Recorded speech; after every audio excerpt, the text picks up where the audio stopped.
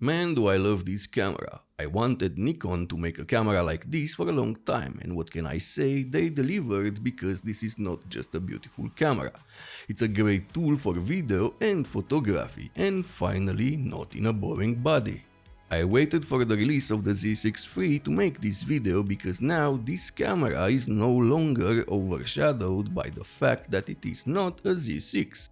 I use this camera for travel photography work and to review lenses. I think 10 lenses in total, so it's time to make a second review after using this camera for months in different locations and conditions. From the sunny Valencia to the rainy north of Spain, from YouTube videos to more serious projects, and today I'm going to share with you what new things I found in these months, like dual base ISO in video, and what I now think about the camera. The build quality of the camera overall is great. It has some plastic parts that I don't like, but the overall feel of the camera is great, better built than most cameras that came out in recent years. I don't mind the grip, I like it the way it is because it's just like a film camera. Don't we have enough boring cameras, like all of them? There is no need to complain about the grip, this is not the Z6 III. Now people can see the camera and appreciate it for what it is. If you want to use larger lenses with the Nikon ZF, I would recommend the newer grip. I used all grips for the ZF and in my opinion this is the best. Has a thumb rest, a nicer grip than the Nikon one and the small rig one, and it is better built. And adds this nice red line, similar to the Nikon F3.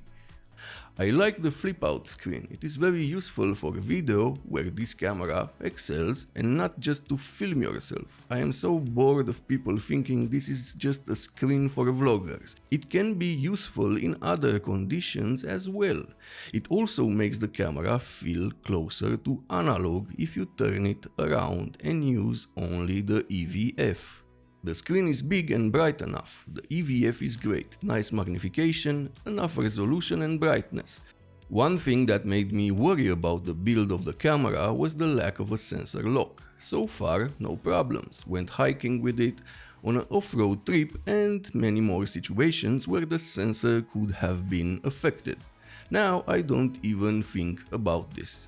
It's still early to judge its durability, but I used it since launch and it's been a while since then. So far I had no problems. With my X-T5, after this period of time, the paint wore off in some places, the rubber corner near the car door started to unstick, and one of the dials broke. With the ZF, all is good, and I used it in rain, traveled with it in many places and conditions, so far no problems. We'll see in 3 years. My D850, after 3 years of heavy use, was like new, so that is what I want from this camera.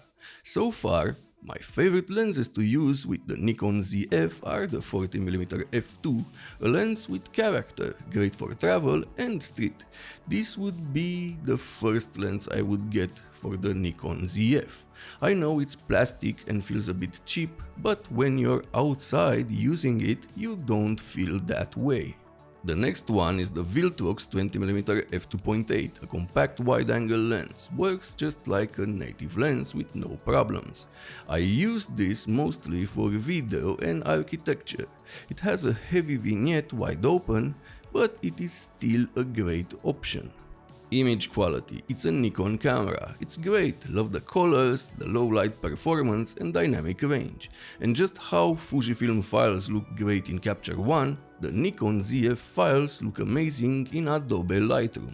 I tried other editing softwares, but man do they pop in Lightroom. And with the new enhanced features, you can do magic with this camera. I wish Nikon would release a Nikon ZF-S with a higher megapixel sensor. I've been using high megapixel cameras since the D800 and I got used to it. Does it really make a difference these days? No, but it is a preference. The autofocus performance is great. I don't shoot fast-moving subjects, but I did for my ZF versus X-T5 comparison video, and it performed very well. For my needs, it is perfect. Street and travel are not that demanding.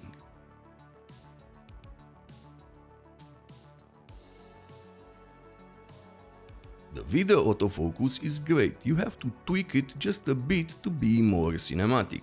I don't like the cinematic word, but in short, just reduce the speed of the focus by 1 or 2 depending on your lens, and it is going to move more naturally, if that makes sense. I found this late about the Nikon ZF, but it seems it has dual native ISO in analog. You won't see any difference when you shoot normally. Do I mind the camera records only in 10-bit 420 and not 10-bit 422 internally? No, 10-bit 420 is enough for most things, and the log profile with dual native ISO gives me a lot of flexibility. What I miss when it comes to video is the ability to record in open gate. It's a great option for reframing. I hope they will add it in a future firmware update to all new Nikon cameras. A feature I like on the ZF and I miss on my Fujifilm camera is the ability to create in-camera time-lapses. I use the heck out of this feature on my Nikon D850 and I am glad Nikon still gives us this option today. The black and white switch is great for black and white photography. You see something and you think this might work in black and white, but you don't want to go all the way in the menu to change the profile. With the switch, this is instant and fun because of the analog feel. The little aperture display that some think is a gimmick, it is actually quite useful to check the aperture when you shoot in low angles. The battery life is good, and here is a tip to improve it: just shoot only RAW. Processing JPEGs in camera is battery consuming. Regarding the auto ISO, yes, other brands have simpler systems, but after a while you get used to how it works on the ZF. Let me show you how I use it now. Turn the auto ISO on and set the maximum to 200. Now when you increase the ISO on the dial, you increase the maximum auto ISO allowed. This way you have auto ISO and use the dial to get the analog feel. The more I use this camera, the more I like it. For its first mirrorless full-frame SLR-looking camera, I think Nikon did a great job. It's a beautiful, well-made camera that can make any photographer that doesn't want to use just a tool happy. And yes, using this camera with manual lenses is a joy, but most of you already know that because there are so many videos on this subject. I think this is it. Still a great camera after many months of use. I know people complained about small things, but most of them used the camera for a couple of days to review it and then went back to their tools.